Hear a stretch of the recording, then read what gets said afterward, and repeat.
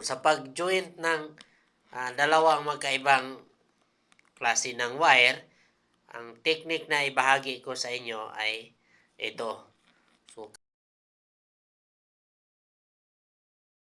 hello mga kabisi mind. So ngayon, ibahagi ko sa inyo ang pag-splice ng wire na stranded at saka solid. So may technique dyan kung paano mag-splice ng solid at saka stranded na wire. Kasi hindi lahat nakakaalam kung paano ang technique o ang tamang technique ng pag-splice ng solid wire at saka stranded wire. So, ang solid wire, ibig sabihin yan, isa lang wire na yan. Yan. Ang stranded, ito ang maraming strands. Yan, tinawag siya na stranded wire. Yan.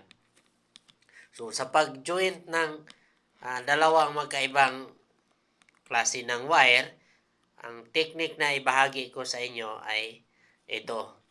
So, kapag solid ang pares ng wire at saka stranded, ang gagawin natin diyan, yung stranded ang iikot natin. Yan.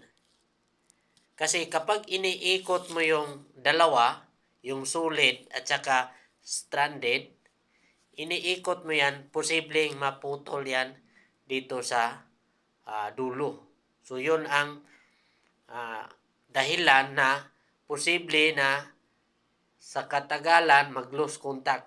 Ngayon, hindi pa natin alam kasi medyo may kunti pang natira. Hindi pa masyadong naputol lahat. Pero sa kunting galaw, kung mahila natin kunti, ay biglang naputol. So, mag-trouble na naman tayo kung saan ang putol niyan. Bakit nawala yung supply bigla. So, yun ang tamang pag-splice ng solid at saka stranded.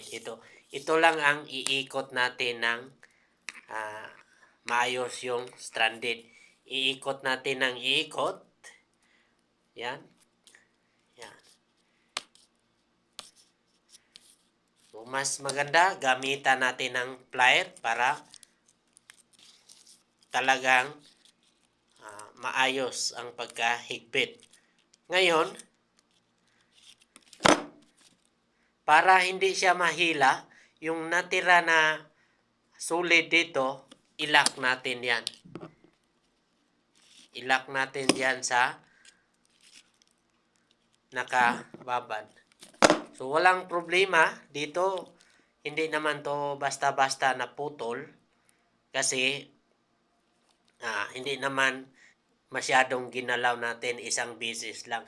Kapag ang solid na wire ay palagi nating ginagalaw, ganyan, ng plier, posible talaga na maputol yung solid na wire. Yun ang technique niyan para hindi maputol yung solid na wire. So, ganyan, lagyan na ng tape, ayos na yan.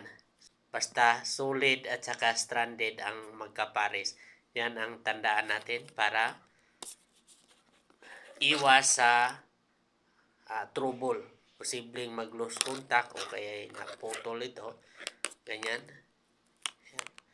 Pwede na nating lagyan ng tape na yan. So,